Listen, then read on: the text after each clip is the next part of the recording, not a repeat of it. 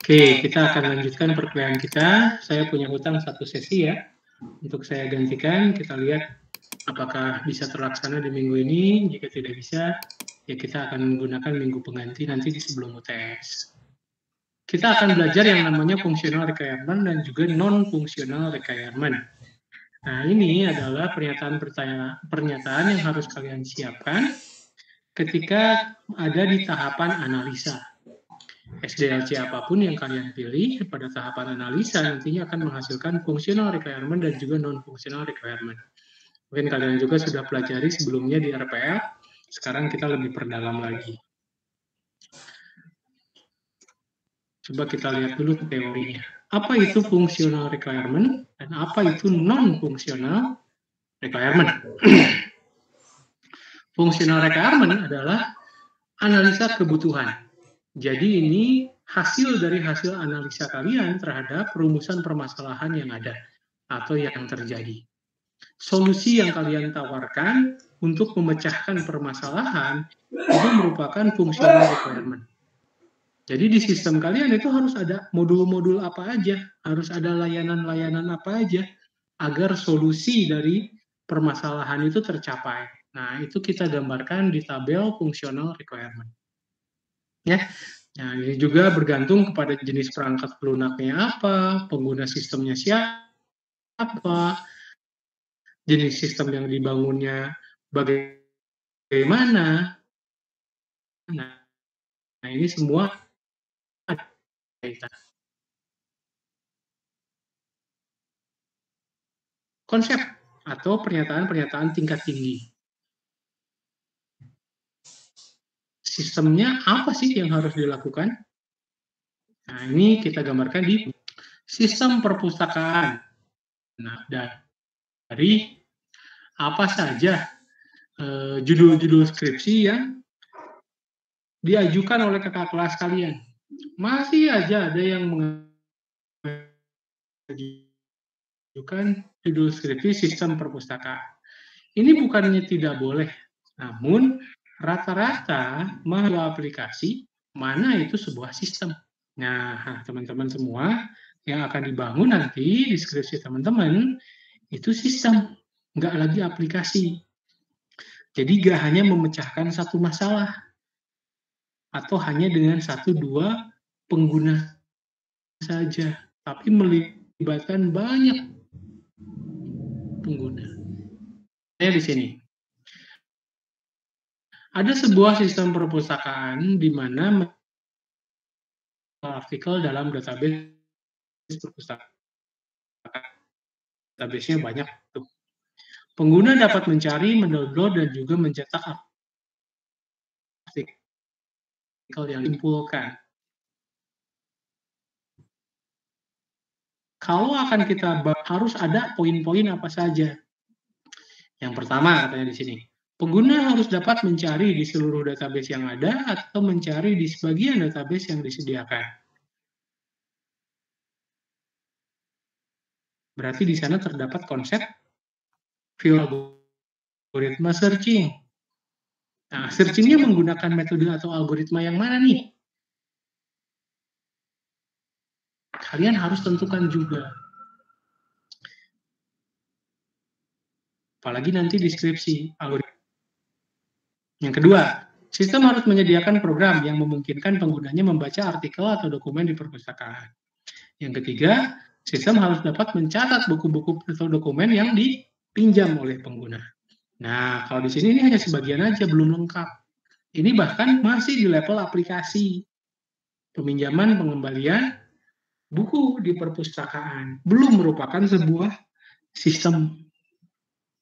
Kalau kalian ingin meningkatkan dari aplikasi menjadi sebuah sistem, kalian harus libatkan permasalahan-permasalahan lain yang membuat ini menjadi lebih kompleks. Dan penggunanya tidak hanya petugas perpus dan mahasiswa. Contohnya gimana? Misalnya, kalian lakukan wawancara lanjutan ke petugas perpustakaannya. Pak, Bu, kalau di perpustakaan ini nambah bukunya, prosesnya kayak gimana sih? Ataukah bukunya memang nggak pernah diupdate atau nggak pernah ditambah? Nah, coba kalian tanyakan. Kalau di SCTB misalnya nanti akan mendapatkan jawaban seperti ini.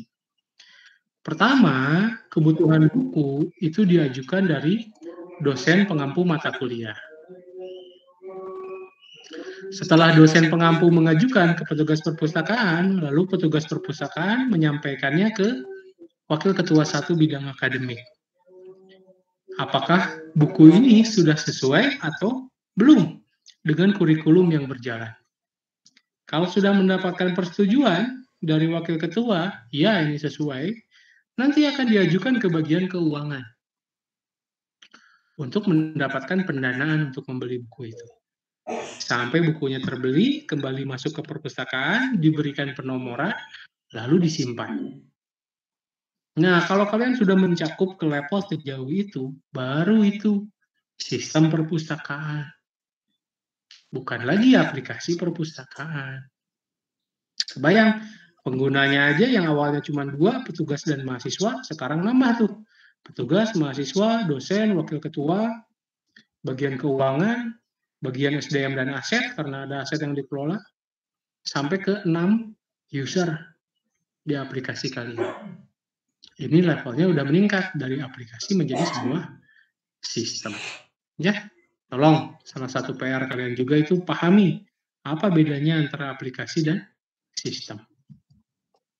Selanjutnya, non-functional requirement. Nah, ini atribut-atribut yang dimiliki oleh sistem yang biasanya oleh mahasiswa dianggap sepele. Karena deskripsi kalian pun hanya 1 halaman.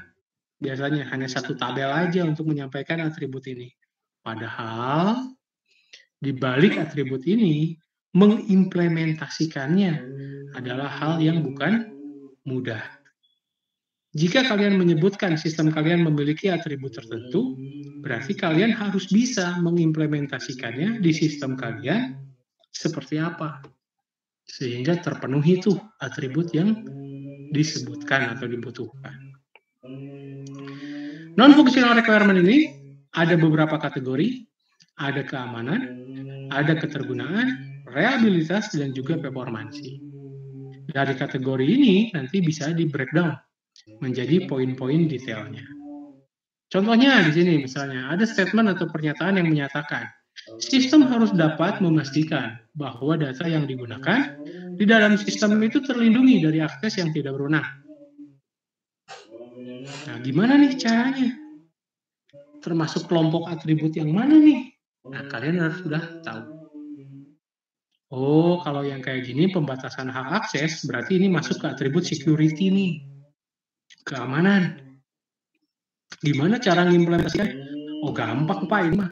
Udah kita bikin aja form login Pak. Hanya yang memiliki username dan password yang benar yang bisa masuk ke dalam sistem. Gitu maksudnya. Ya. Oke, di sini ada jenis-jenis non-functional requirement. Ada 13 berdasarkan standar IEEE. Namun, ada 5 yang menjadi kritikal sistem non-functional requirement. 5 ini wajib ada lah istilahnya. Kebutuhan minimal lah dari sebuah sistem. Ada dari sisi performance, dari sisi usability, reliability, safety, dan juga security. Tolong, sekarang PR yang keduanya. Silahkan kalian pahami istilah-istilah ini. Apa definisinya? Dan contoh-contohnya apa yang masuk ke atribut ini? Ya, dicatat ya. Contohnya nih, jika sebuah sistem kita nyatakan available 99%, reliable 99%, bagaimana kita membuktikannya? Untuk membuktikannya tentunya harus kita lakukan testing terhadap sistem tersebut. Coba kalian berikan 1000 request terhadap layanan tersebut. Kita lihat apakah minimal 999 request-nya itu terpenuhi? Jika terpenuhi, bahwa reliable 99% itu dinyatakan benar. Kalau enggak, ya enggak terpenuhi. Ibaratnya nih, pada jam tertentu ada 3.000 mahasiswa SCTB yang mengakses e-learning. Coba kita lihat berapa orang yang berhasil, berapa orang yang request time out. Kayak kemarin tuh. Nah, baru di sana nanti kita bisa nyatakan, oh e-learning SCTB sekian persen reliable-nya. Gitu. Meskipun sekarang udah nggak ada yang time out, tapi loadingnya lama ya. Masih ada yang mengalami akses loading lama ke e-learning SCTB. Nah, ini juga kaitannya performansinya berarti buruk. Berikutnya nih, sistem Y harus mampu mengolah transaksi sekurang-kurangnya 8 transaksi setiap detik. Nah, ini menarik nih. Ya, kita contoh analogi dulu. Kalian pernah pakai ATM? Pernah ya? Pernah tarik tunai di ATM? Pernah, Pak. Pernah ya? Pastinya tarik tunai di ATM. Oke, gini. Coba bayangkan oleh kalian. Apabila kalian setiap kali melakukan transaksi tarik tunai di ATM, itu ada delay 1 detik. Ngaruh nggak?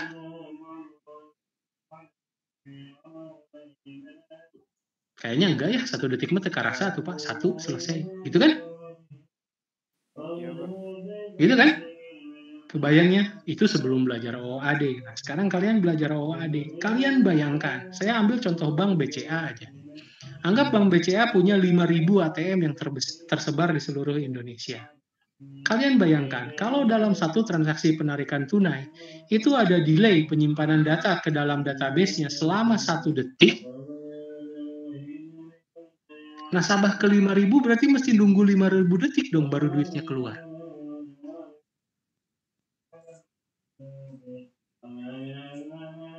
Karena terjadi antrian. Betul? Iya, buat nasabah yang pertama nggak masalah nunggu 1 detik. Buat nasabah yang ketiga, ke-10, ke-60 aja udah nunggu 1 menit tuh baru duitnya keluar. Ke 5.000 gimana? Masa saya tarik tunai sekarang keluarnya nanti malam?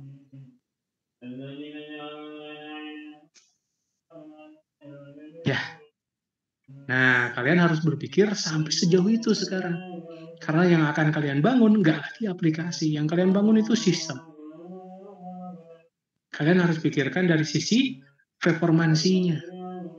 Untuk sebuah ATM, wajib dia harus bisa melayani transaksi data secara real time.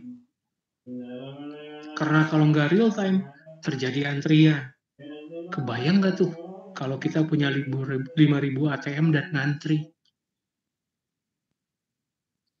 Gitu. Kalian nggak lagi sekedar ini tampilannya harus kayak gini, diklik tombol ini keluar ini, selesai, codingnya gini, beres. Nggak lagi. Kalian harus pikirkan sampai sejauh ini. Ke supermarket, tentunya kalian pernah ke supermarket kan ya? Coba bayangkan, kalau pengolahan transaksinya itu lambat. Anggaplah kalian ke Carrefour, panjang tuh kasirnya, ada 12 kasir. Di antara 12 kasir itu ternyata ada pembeli yang membeli barang yang sama. Coca-Cola misalnya, 500 ml. Di kasir 1 dan di kasir 7, itu di-scan secara berbarengan. Tap. Kebayang nggak kalau transaksinya itu nggak bisa secara real time? Karena berbarengan barangnya lewat ke sensor, itu terdeteksi hanya 1. Padahal barang yang keluar 2. Berapa besar tuh kerugian yang harus ditanggung oleh perusahaan kalau kayak gitu? Jadi, bikin aplikasi kasir juga nggak semena-mena ya. Kalian harus pikirkan gimana nih biar semua datanya bisa tercatat. Apakah sensornya disetting sepersekian milidetik untuk mendeteksi lebih akurat? Apakah pakai database terdistribusi? Masing-masing kasir terpisah dulu datanya pada saat tutup toko rekap baru digabungkan? Atau pakai sistem real time menggunakan database Firebase dengan MQTT protokol? Nah, ini jadi tugas kalian nanti ngebangun sistemnya harus kayak gimana. Ya, kalian harus sudah berpikir di level konseptual. Di mata kuliah ini, kalian nggak bisa jadi seorang programmer. Kalian dituntut menjadi seorang sistem analis. Satu level di atas programmer. Oke? Lanjut dulu.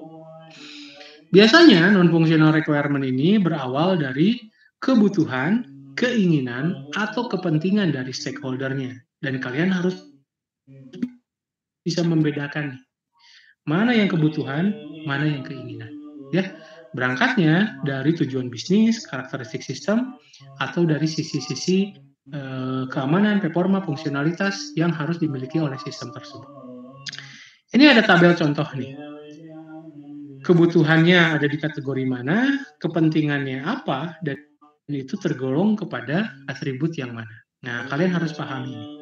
Kalau kepentingannya itu kemudahan penggunaan, berarti itu masuknya ke atribut usability. Kalau ada kaitannya dengan otoritas akses, itu masuk ke security. Kalau sistem failure, itu masuknya ke reliability, dan seterusnya. Nah, kalian harus pelajari ini, pahami dan kembangkan. Tentunya usability nggak hanya kemudahan penggunaan. Security juga nggak hanya otoritas akses. Ada komponen-komponen lain yang masuk ke sana. Ya, ini PR-nya. Oke, saya jelaskan secara sekilas nilai-nilai atau quality atribut yang dimiliki oleh sebuah sistem. Yang pertama dari reliability. Reliability ini ada 3. Tingkat ketersediaan yang disebut dengan availability, tingkat kegagalan, seberapa sering sistem kita gagal, dan keakuratan data. Availability, contohnya balik ke ATM. Kalau bank tempat kalian menyimpan uang, itu ATM-nya sering tidak bisa digunakan, nggak tersedia 24 jam dalam sehari, mendingan buru-buru deh pindah bank. Karena sudah bisa dipastikan sistem perbankan yang dimiliki bank tersebut buruk. Tadi, availability, ketersediaan. Kalau tidak bisa melayani 24 jam sehari, harusnya sistemnya nggak di-deploy. Jangan disebarkan ke masyarakat untuk digunakan.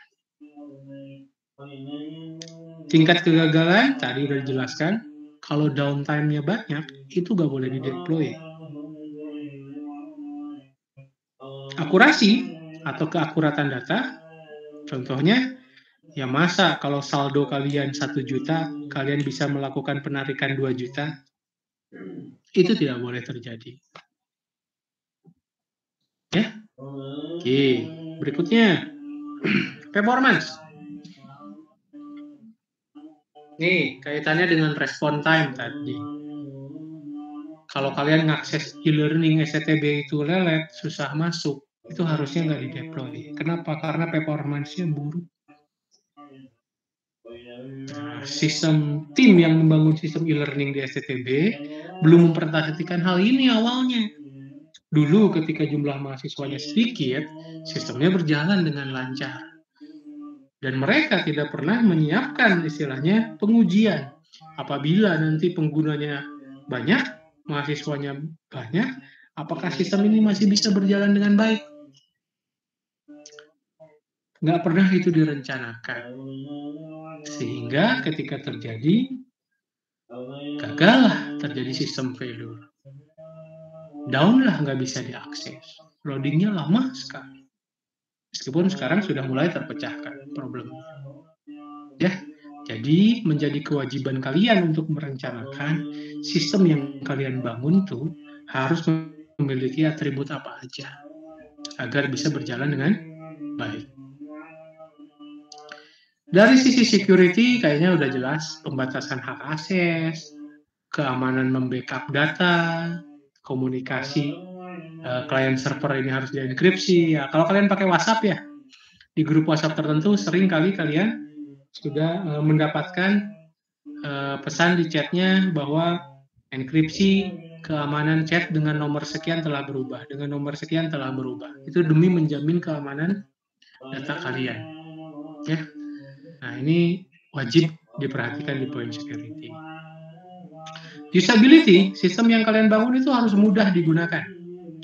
Baik itu dari sisi interface, interoperability, atau dari sisi informasi yang disampaikan. Nah, nanti jangan lagi kalau kalian bikin form login, inputan username-nya benar, inputan password-nya salah, pesan error yang muncul gak boleh sapu jagat. Username atau password yang Anda inputkan salah, gak boleh.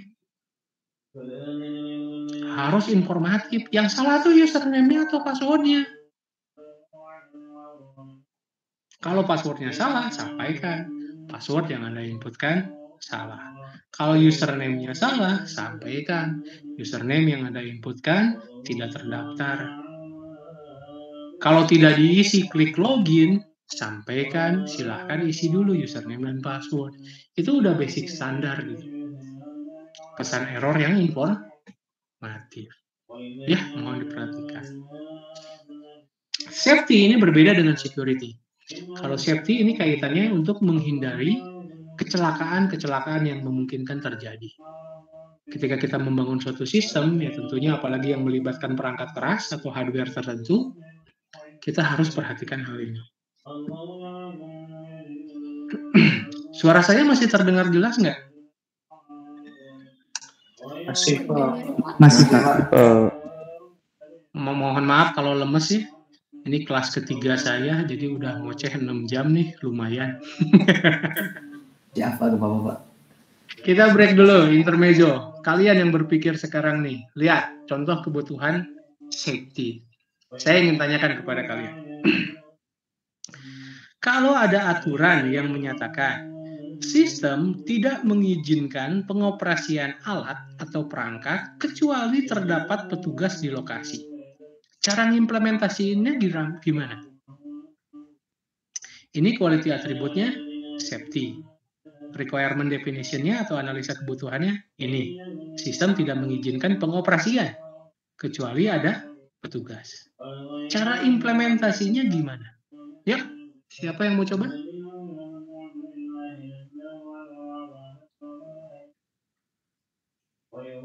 Harus scan user buat tugasnya dulu mungkin.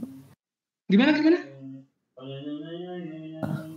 Jadi kalau mau pakai ini ya kayak apa? Pakai alat harus masukin identifikasi petugasnya dulu Pak.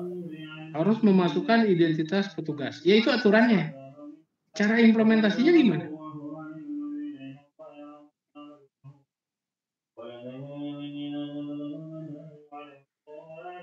Oh, mungkin maksud Arsya kalau sistemnya terkomputerisasi ya, jadi loginnya harus login petugas, gitu ya mungkin ya saya. Iya Pak. Oke, boleh itu pembatasan akses. Kalau sistemnya tidak terkomputerisasi gimana? Kalau bukan aplikasi nih, ya berpikir logis saja. Ada aturan yang menyatakan nggak boleh dipakai, nggak boleh dioperasikan, kecuali ada petugas. Cara implementasi ini gimana? Ya benar, seperti yang harus saya jawab tadi. Hak aksesnya kepada alat itu ya hanya oleh petugas. Kalau sistem atau alat itu ada di ruangan, ya kunci aja ruangannya. Dan kuncinya dipegang oleh petugas. Jadi nggak akan ada yang bisa pakai kan kalau nggak ada petugas. Sesimpel itu loh analisanya. Jangan berpikir terlalu jauh kalian. Kita berpikir konseptual. Yang bisa login ke sistem itu hanya bisa petugas. Boleh? Ya, yang kedua coba analisa. Sistemnya ini sistem apa, ada di mana, dan gimana cara mengimplementasinya. Yang kedua, sistem tidak boleh memberikan obat kepada pasien dengan dosis yang lebih dari yang diizinkan oleh dokter pasien yang bersangkutan. Ya, gimana?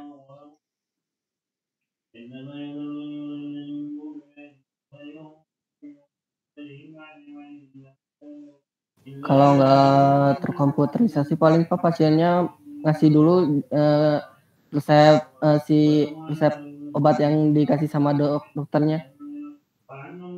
Terus? Ya nanti dikasihnya sesuai sama yang si resep dari dokternya itu. Ya iya tuh maunya pasien ngerubah dosis. Kan overdosis. Ini sistemnya yang tidak boleh merubah. Bukan pasiennya, baca lagi. Iya Pak, jadi kan nanti dokternya itu ngasih resep ke si pasiennya. Dan nanti si pasiennya itu ngasih resepnya itu ke si sistemnya itu. Jadi nanti sama scan-nya dilihat dulu si resepnya, baru dikasih obatnya ke pasien sesuai yang ada di resep tadi. Di sini nggak ada bahasan resep ya.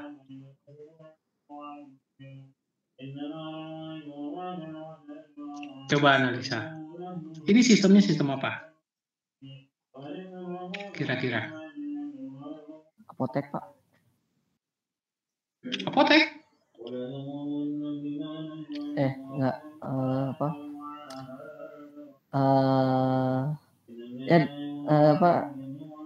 Sistem buat rumah sakit tapi buat yang ke bagian jual beli obatnya itu loh Pak. Jual beli obat. Nggak ada di sini nyebut jual beli obat. Kalau pasien yang rawat inap gimana? Ini adalah sistem rekam medis yang ada di rumah sakit. Nah, di sistem rekam medis, di sana terdapat banyak data. Ada data pasiennya, dirawat di kamar mana, penyakitnya apa, dokternya apa, obatnya apa, dan dosisnya untuk masing-masing obat itu juga ada. Kenapa? Karena yang ngasihin obat itu susah, bukan dokternya langsung. Sehingga sistem yang dibangun ini harus dibatasi. Sistem nggak akan bisa merubah besaran dosis yang lebih dari yang diizinkan oleh dokter pasien yang bersangkutan. Untuk mengamankannya berarti gimana?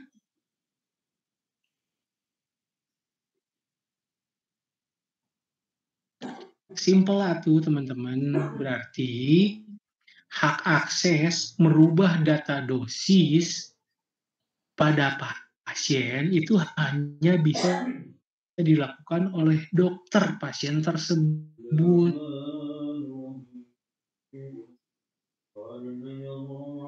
Kalau yang loginnya petugas, ini nggak bisa merubah dosis. Kalau yang loginnya juga nggak bisa merubah dosis.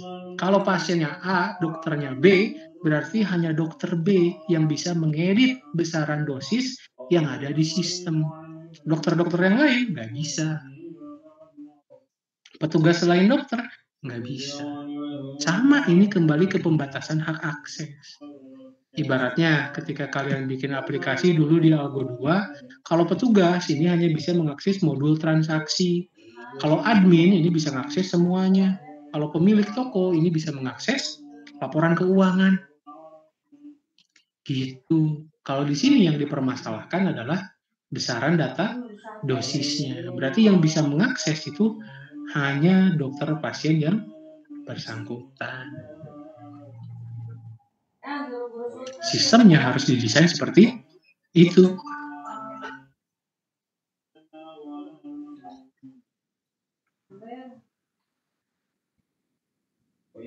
Oke, coba lanjut dulu.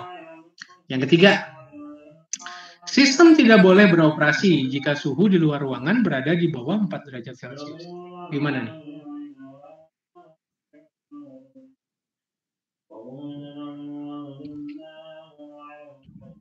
Gimana cara implementasi ini? Ya. Termometer ruangan, Pak. Termometer ruangan. Gimana tuh termometernya?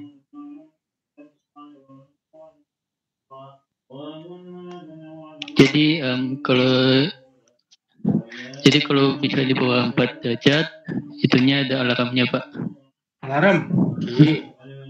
Sistem manual. Boleh? Boleh.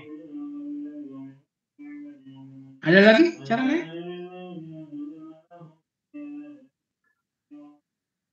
Yep.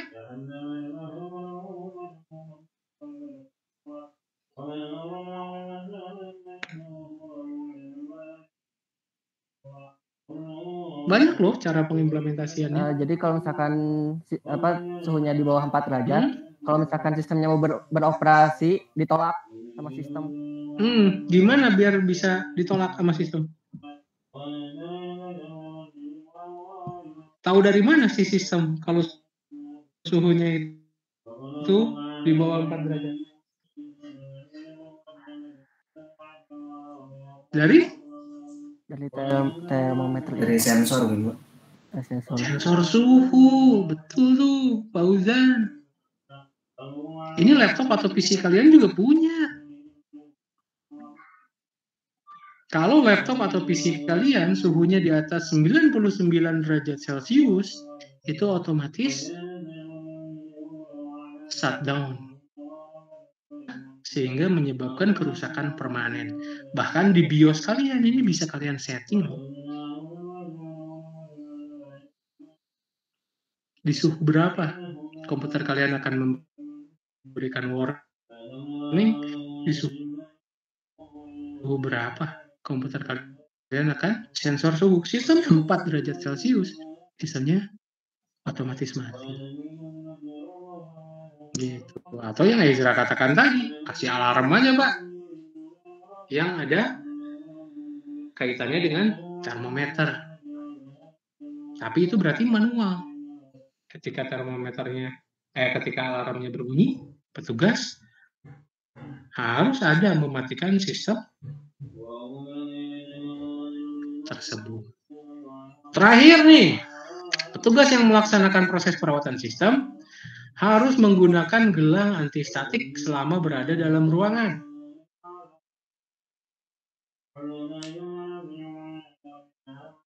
Gimana mengimplementasikan aturan ini?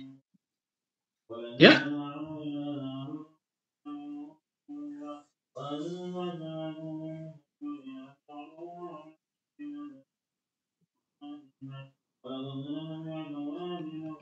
Gimana?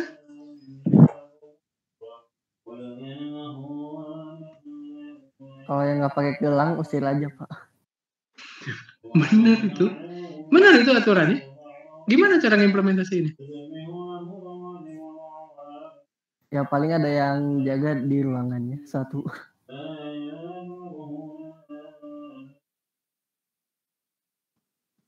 Betul, sesimpel itu. Berarti di depan ruangannya harus ada yang jaga. Memastikan yang masuk ke dalam ruangan itu sistem itu hanya kumpulan-kumpulan prosedur juga bisa. Ya. Dan bicara tentang antistatik nih, terutama buat ini bukan main-main ya. Apalagi yang suka kalian sudah mendischarge semua listrik statik yang ada di tangan kalian. Karena ini bisa membakar chipset yang ada di sana. Ya, sebisa mungkin jangan disentuh langsung yang namanya prosesor ataupun chipset. Bukan nakut-nakutin, cuman untuk mencegah apabila di tangan kita ada listrik statik yang bisa merubah susunan komponen yang ada di dalamnya sehingga nanti laptop kalian mati. Seperti itu. Masih jalan seperti biasa, cuman daya tahannya berkurang. Ada yang nanti proses bootingnya jadi lama, ada yang kayak mesin diesel, mesin nunggu panas dulu baru nyala, ada yang suka mati tiba-tiba, ada yang suka nge-restart sendiri, nanti banyak kendalanya.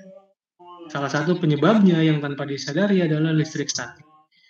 Secara sekilas mata ini tidak terlihat ada kerusakan, tapi di dalam komponennya, dalam ukuran mikro itu terjadi kerusakan. Pastikan kalian discharge dulu, ya syukur-syukur kalau kalian beli gelang antistatik. Kalau enggak ya kalian harus discharge dulu, pegang aja tangan kalian ke tembok yang ada groundnya, biar listriknya terbuang dulu semua. Karena tangan kita itu punya listrik statis. Ya, hati-hati buat yang suka ngebongkar perangkat elektronik. Oke. Petunjuk penulisan sekarang. Untuk petunjuk penulisan, nah tolong kalian gunakan format yang standar. Nanti ada aturan tabelnya. Harus seperti apa? Gunakan juga bahasa yang konsisten, tidak membingungkan atau ambigu. Gunakan kata harus untuk yang kebutuhan wajib dimiliki.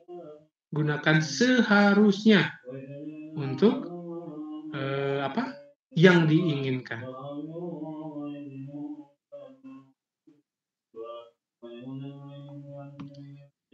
Hindari juga bahasa-bahasa yang terlalu teknis. Karena analisa kebutuhan fungsional dan analisa kebutuhan non-fungsional ini harus bisa dipahami semua pihak. Terutama untuk stakeholder kalian.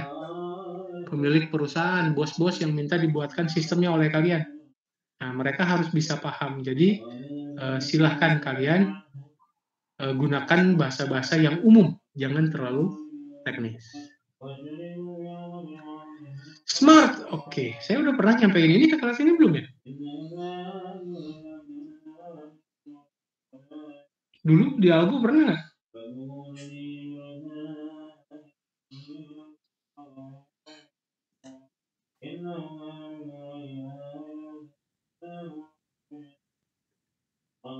Belum ya?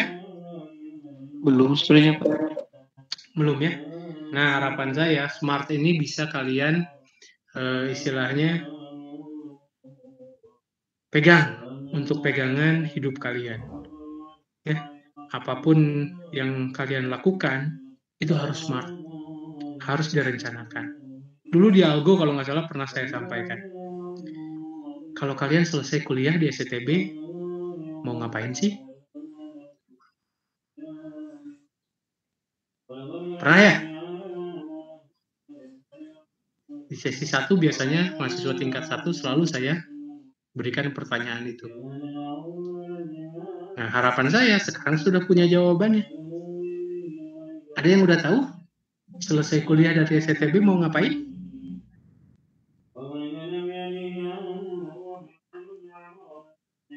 Kalau masih belum tahu bahaya nih.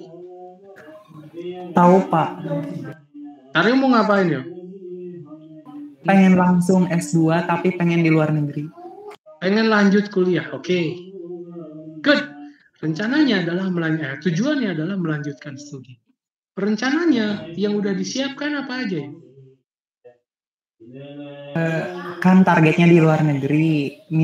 Sekarang sih Yoyo udah punya paspor Pak. Sama belajar bahasa Inggris. Terus apa ya? Nabung mah itu mah udah kebiasaan dari dulu sih, dari kecil. Terus? Udah sih.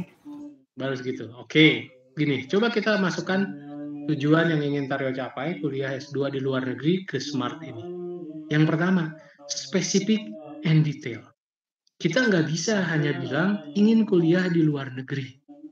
Tapi kita harus spesifikkan dan detailkan. Luar negerinya di mana? Kalau Taryo nanti berangkat ke Perancis, belajarnya bahasa Inggris, itu nggak kepake. Kalau berangkatnya ke Jepang, belajarnya bahasa Inggris, itu nggak kepake juga. Nah, jadi target kalian itu harus dispesifikkan. Oh, saya belajarnya ingin di Amerika, saya belajarnya ingin di Australia, saya belajarnya ingin di Belanda, saya belajarnya ingin di Jerman. Belajarlah bahasa yang sesuai. Agar poin yang keduanya measurable, dapat diukur. Udah mampu nggak nih untuk kuliah S2 dengan kemampuan bahasa sekian? Ada angka TOEFL kan yang harus minimal dikuasai untuk bisa kuliah di kampus tertentu. Nah, itu kaitannya dengan nomor 2 tuh, measurable. Harus bisa diukur. Gitu. Dan juga harus didetailkan kuliahnya nanti di bidang apa? Informatika misalnya.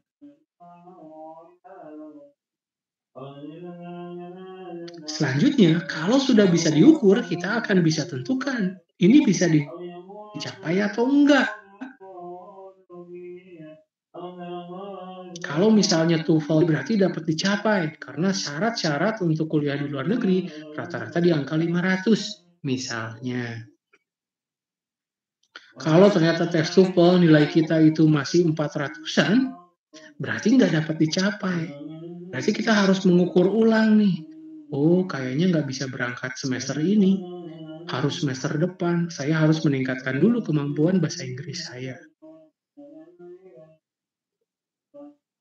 Gitu. Yang berikutnya harus realistis.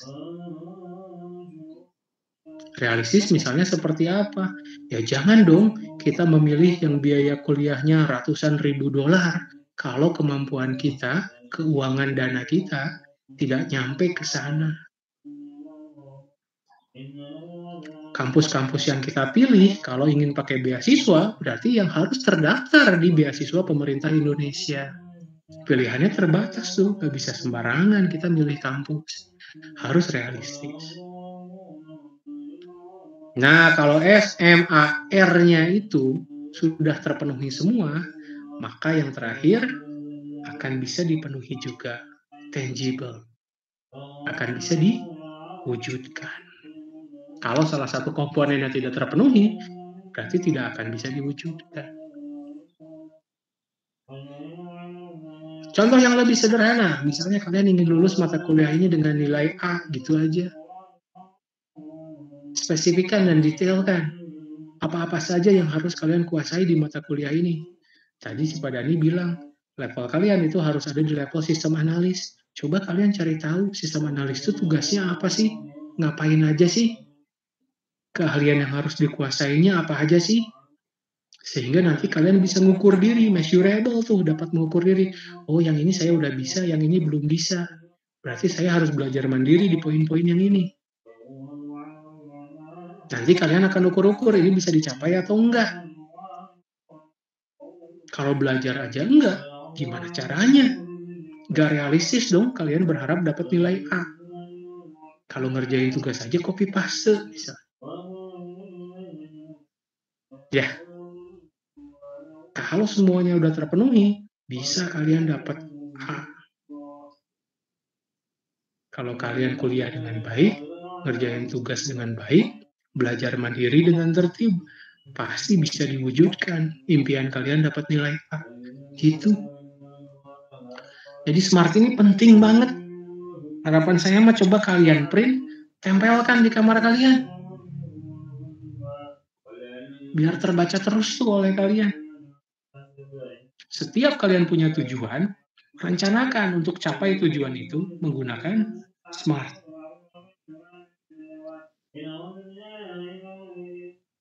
Ini akan lebih mudah membantu kalian mewujudkannya. Dan akan membantu kalian juga untuk mengukur diri. Kemampuan kalian sudah cukup atau tidak. Sama halnya dengan menulis analisa kebutuhan fungsional dan kebutuhan non-fungsional. Kalian harus SMART juga. Harus spesifik, harus detail, harus dapat diukur, dapat dicapai, realistis, dan dapat diwujudkan. Ya, ibaratnya kalau kalian bikin aplikasi sederhana kan nggak realistis kalau keamanannya pakai 128 bit gitu. Bank BCA aja perbankan itu masih pakai 64 bit. Itu nggak realistis. Kalian harus bisa mengimplementasikan SMART ini. Oke, ini tabel fungsional requirement. Tabel saya ini diakui oleh SCTB untuk dipakai di skripsi kalian pada bab 3. Nah, jadi kalau kalian sudah pahami ini, nanti kalian akan dimudahkan juga pada semester 7 dan 8 ketika menyusun skripsi. Kolomnya ada user story dan fungsional requirement yang dibagi berdasarkan prioritas. Ada high priority, medium priority, low priority, dan no priority. High priority ini must have, berarti wajib ada. Kalau salah satu komponen dari high priority ini tidak diselesaikan, maka sistemnya nggak akan berjalan. Medium priority ini should have, sebaiknya ada. Ini akan membantu apabila diimplementasikan. Low priority ini could have, bisa aja ada. Kalau ada, baik. No priority ini won't have. Ada boleh, nggak ada juga nggak apa-apa. Nah, low dan no priority ini jarang dipakai. Yang paling banyak dipakai itu high priority dan medium priority. Gimana contoh ngerjainnya atau analisanya? Ini masalahnya ini ada di user story. Angie, pimpinan dari perusahaan Latinitas, ingin bisa mengekspor data donatur. Baik itu nama, data si donaturnya, jumlah donasinya, dan jenis pembayarannya. Sehingga dia bisa membuat laporan untuk disampaikan kepada pimpinannya. Apakah donasinya meningkat atau menurun dalam satuan dolar. Nah, untuk memecahkan masalah ini, berarti di sistem yang akan kita bangunkan buat NG, harus ada poin-poin berikut. Yang pertama, sistem yang kita bangun harus ada tabel donatur yang dipakai untuk menyimpan data donatur. Harus ada tabel donasi untuk menyimpan data donasi beserta data donor, data donatur, dan tanggalnya. Sistem yang kita bangun harus bisa membangun reporting yang mengambil semua data donatur dan donasi yang dilakukan. Jenis laporannya itu harus bisa dijalankan dengan single klik dan hanya admin yang bisa mengakses laporan tersebut. Itu ada di high priority, itu wajib ada di aplikasi atau sistem yang akan kita bangunkan. Medium priority-nya, laporan harus bisa difilter berdasarkan kriteria. Yang kedua, kriteria filter tersebut harus bisa disimpan, sehingga apabila ada pengguna yang ingin memakainya kembali itu bisa dimudahkan. Nah, gitu kalian nyusun sebuah analisa kebutuhan fungsional. Kalian analisa dulu permasalahannya apa, kira-kira untuk masalah ini solusinya harus ada apa-apa aja. Nah, solusi yang kalian tawarkan itu simpanlah di functional requirement. Ya. Oke, tabel berikutnya yang harus kalian pahami adalah non-functional requirement. Ada 3 di sini. Atributnya apa, kebutuhannya apa, cara mengimplementasikannya gimana. Tadi ini sudah dijelaskan di yang safety. Atributnya safety, kebutuhannya, atributnya security, kebutuhannya adalah tidak sembarang orang bisa mengakses sistem. Implementasinya adalah membuat form login dengan username dan password. Nah, ini juga harus bisa kalian pahami. Nanti di sistem yang kalian bangun, ada kebutuhan apa? Itu masuk ke atribut mana? Dan bagaimana cara mengimplementasikan? Oke? Sampai di sini, ada pertanyaan? Materinya habis.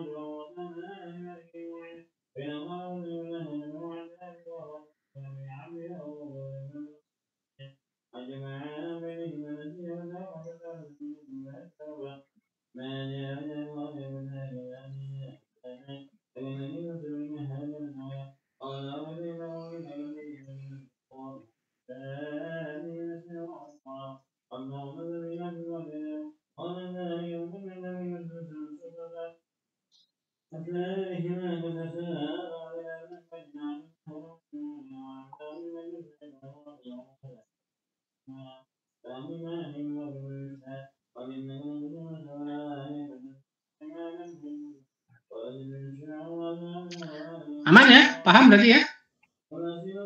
Oke. Latihan untuk tugas kalian. Ini studi kasus di PT Bendikar. Nah, di PT Bendikar ini perusahaan yang bergerak di bidang penyewaan mobil atau rental mobil. Semua transaksinya masih manual. Nah, kalian harus buatkan bagaimana sebuah sistem informasinya atau aplikasinya untuk PT Bendikar. Ada 3 proses: prosedur peminjaman, prosedur pengembalian, dan prosedur laporan. Nah, dari sini kalian lakukan penganalisaan. Di prosedur peminjaman, itu kebutuhan fungsional yang harus ada. Kalau kalian buatkan aplikasi, harus ada apa aja. Nah, tinggal kalian pelajari dari paragraf yang ada di sini. Teman-teman, pesan saya tolong berlatih kalian mengambil inti dari paragraf atau dari kalimat. Ya, karena akan ngebantu kalian pada saat UTS nanti. Kalian harus bisa menganalisa paragraf dengan cepat. Contohnya gimana? Saya contohkan satu saja nih. Penyewa mobil yang ingin melakukan peminjaman dapat melihat harga penyewaan mobil dari daftar harga sewa mobil. Kalau dari kalimat ini, kesimpulannya apa? Intinya apa? Ada yang bisa jawab? Yang nyewa bisa ngelihat harga nyewa mobilnya, Pak, sama daftarnya. Intinya apa? Tadi siapa lagi tuh?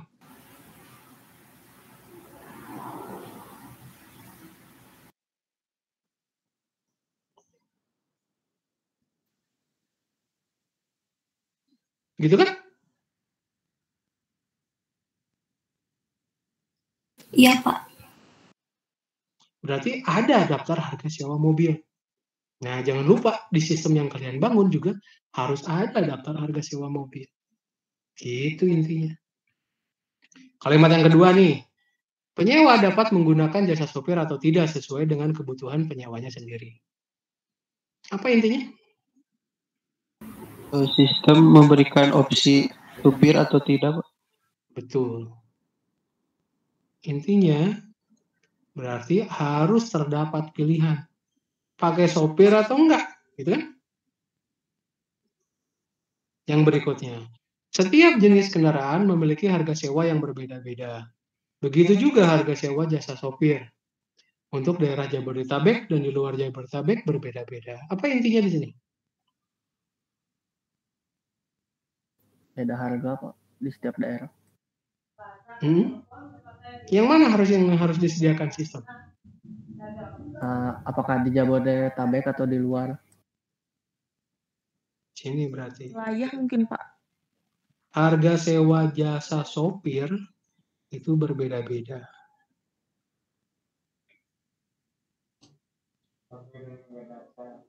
Kenapa setiap jenis kendaraan memiliki harga sewa berbeda-beda itu nggak penting?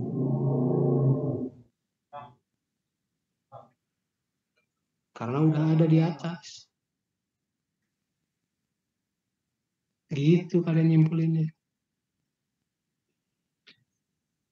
Setelah itu penyewa mengisi formulir penyewaan disertai fotokopi identitas diri. Ini jelas, yang pentingnya adanya form penyewaan dan ada identitas diri yang harus dilampirkan. Kemudian formulir penyewaan yang telah diisi beserta pembayaran di muka diserahkan kepada petugas. Kemudian petugas membuatkan kwitansi pembayaran sebagai bukti pembayaran. Ini apa intinya? Bukti pembayaran. Apa ini? Bukti pembayaran. Terus? Nota, Pak. Kenapa? Kwitansi. Nota, Pak. Betul, kwitansi pembayaran itu bukti pembayaran. Apalagi? Diserahkan ke petugas formulir.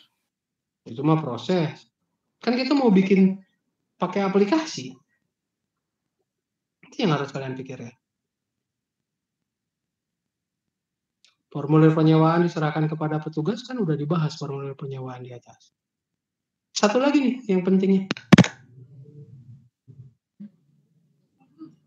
Apa? Pembayaran. Nah, di PT Bendikar wajib dibayar di muka. Berarti uangnya itu harus ditagih di depan. Karena nggak semua istilahnya rental itu dibayar di muka. Nah, dari inti-inti ini nanti kalian susun. Berarti untuk user story yang pertama di tabel. Sebentar, ini masih dalam laser ya.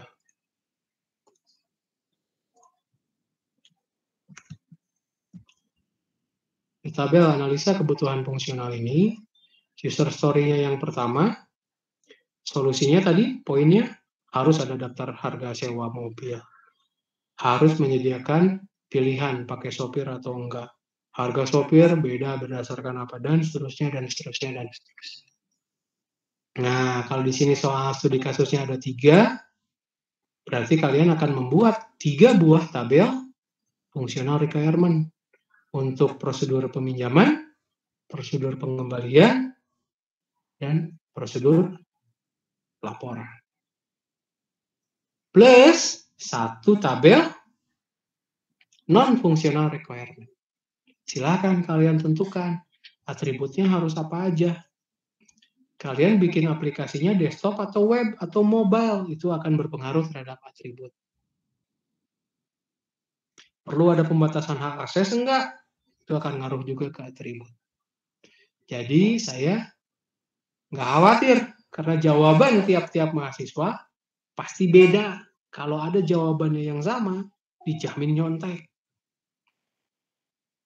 Kenapa saya yakin pasti beda? Karena pemahaman kalian tentang rental mobil itu beda-beda.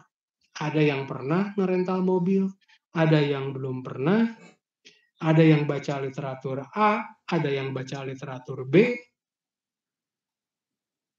Akan berbeda-beda. Demikian pula halnya dengan di UTS nanti. Saya ingatkan kalau kalian kuliah offline, UTS nanti, biasanya jawaban kalian itu 4 sampai dengan 8 halaman folio bergaris. Kalau kalian nganalisanya masih lambat, banyak tengok kiri kanan, jamin nggak akan selesai. Jadi gimana Pak biar nilainya baik? Berlatih. Kerjakan tugas sendiri dengan jujur. Kenapa? Nih saya kasih. PT Bendikar ini studi kasus yang terkenal. Kalau kalian browsing di internet,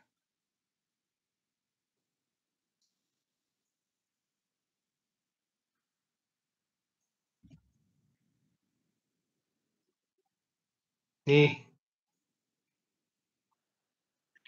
banyak jawaban dari mahasiswa, baik itu kakak kelas kalian yang terajar oleh saya, ataupun dari mahasiswa-mahasiswa lain yang mengupload jawabannya ke internet. Satu hal yang perlu kalian perhatikan, tidak semua hal yang ada di internet itu benar dan baik. Boleh Pak saya baca-baca? Boleh sekali. Agar kalian nanti mendapatkan referensi kayak gimana sih proses penganalisaan dengan studi kasus PT Bendikar ini. Silahkan. Kalian baca-baca. Kalian pahami, lalu kalian kerjakan sendiri. Bukan di copy paste. Kenapa? Ini untuk mempersiapkan kalian UTS. Karena kalau nanti UTS, kalian mau copy paste kemana? Itu aja pesannya dari saya. Ya, silakan kalian baca-baca hasil pekerjaan kakak kelas kalian ataupun mahasiswa saya di kampus lain. Silakan kalian baca-baca. Agar kalian punya sedikit pemahaman, oh kayak gini loh menganalisanya. Namun, untuk pengerjaan, silakan kerjakan sendiri. Paham ya? Dapat dimengerti? Dapat dimengerti. Ada yang ingin ditanyakan tugasnya?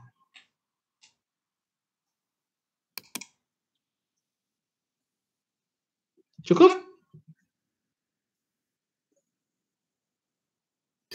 Pak izin bertanya. Silakan Windy. Berarti untuk tugas ini tuh kalau misalkan tidak ada low priority sama no priority, itu tidak usah dicantumkan ya Pak? Oh, untuk prioritasnya. Ya kalau untuk menurut Windy nanti, oh ini semuanya high priority Pak. Nggak ada medium, low, sama no priority-nya. Ya silakan saja, itu pendapat masing-masing. Coba Windy telah aja nantinya, mana yang merupakan kewajiban, mana yang merupakan kebutuhan, mana yang merupakan keinginan. Gitu. Nah, kalau sekiranya yang low dan no-nya nggak ada karena penting semua, Ya nggak usah diisi juga nggak apa-apa. Gitu ini. Oh iya baik Pak, terima kasih. Oke. Ada lagi?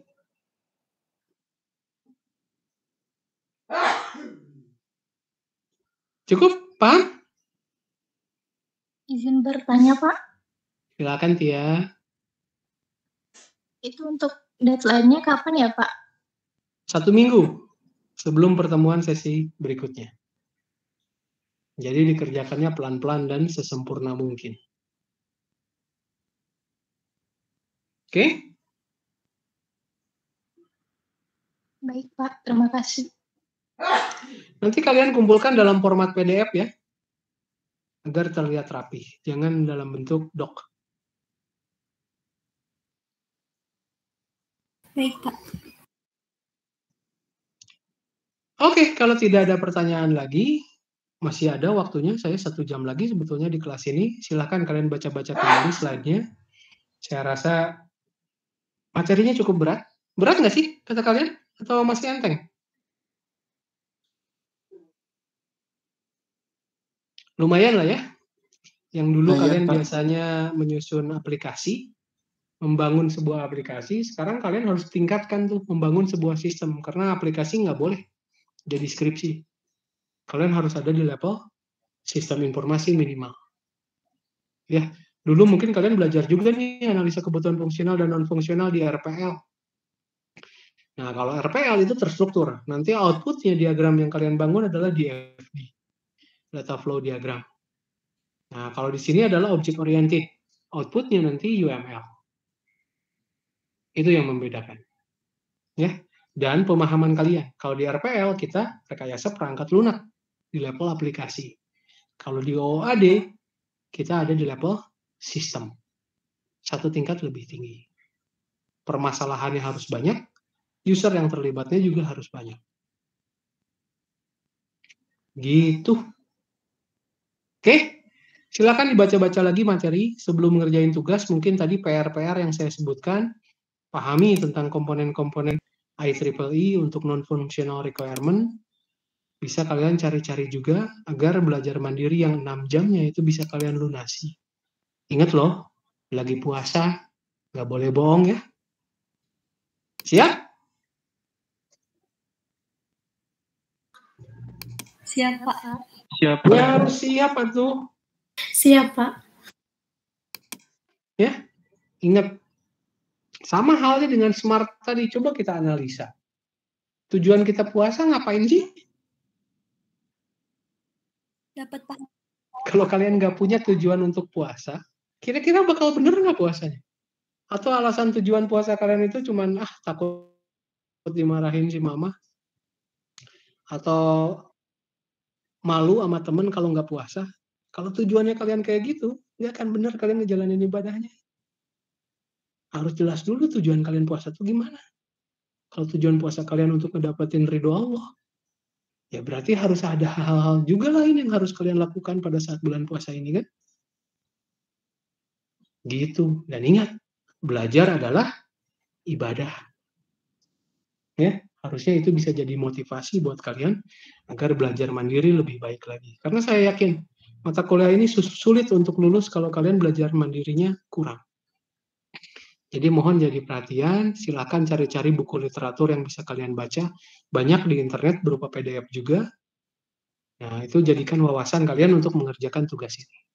Terima kasih atas kehadirannya. Jangan lupa mengerjakan tugasnya. Sampai jumpa minggu depan. Wassalamualaikum warahmatullahi wabarakatuh. Waalaikumsalam warahmatullahi wabarakatuh. Terima kasih Bapak. Sama-sama. Saya end meeting ya. Baik, Pak. Baik Pak.